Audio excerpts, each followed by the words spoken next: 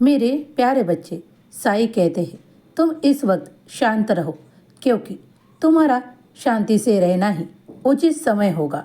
क्योंकि जब तुम सबूरी खो देते हो तो कुछ इस तरह तुम बेचैन रहते हो। इसीलिए कहता हूँ, अपनी श्रद्धा और सबूरी को बनाए रखो। आते वक्त में तुम वो सब कुछ पाने वाले हो जिसका तुम आज इंतजार कर रहे हो।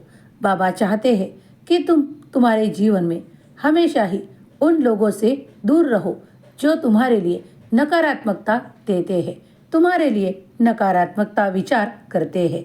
इसीलिए आज तुमसे कहता हूँ कि मैं तुम्हें उनसे दूर रखना चाहता हूँ और मैं आशीर्वाद भी दे रहा हूँ।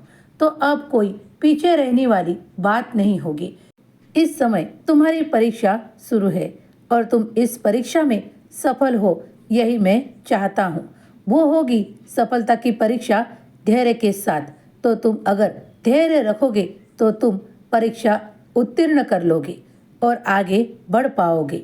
साईं चाहते हैं कि हमेशा आनंदित रहो और आनंद की प्राप्ति करने के लिए मैं कई बार तुम्हें देखता हूँ कि तुम्हारी दिनचर्या भी थोड़ी गड़बड़ी से चल रही है। तुम जो उचित कार्य करना चाहते हो, उसके लिए समय निकालना तो चाहते हो, वो कार्य करना तो चाहते हो, लेकिन फिर कोई गड़बड़ी ऐसी होती है कि तुम उस कार्य तक नहीं पहुंच पाते और उस कार्य को अधूरा ही छोड़ देते हो। इसके कारण तुम्हारे घर और परिवार में बार बार क्लेश हो रहे हैं। इसीलिए आज तुम्हारा बाबा तुम्हें समझाने आया है कि आगे बढ़ते वक्त सबूरी और श्रद्धा के साथ आगे बढ़ो। अपने कार्यों को उचित समय दो, अपने प्रियजनों को उचित समय दो और फिर देखो तुम किस तरह आगे बढ़ते हो। ये जो इतने प्रश्नों को लेकर तुम अपने मन में विचार करते हो, वो सब छोड़ दो। सब कुछ अपने साईं के चरणों में छोड़कर निश्चिंत रहो और अपने कार्यों में मन लगाओ।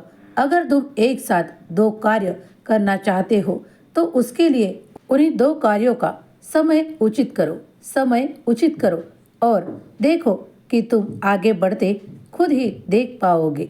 बाबा हमेशा चाहते हैं कि तुम हर ओर से प्रगति की ओर बढ़ो और तुम्हें कोई बाधा ना आए।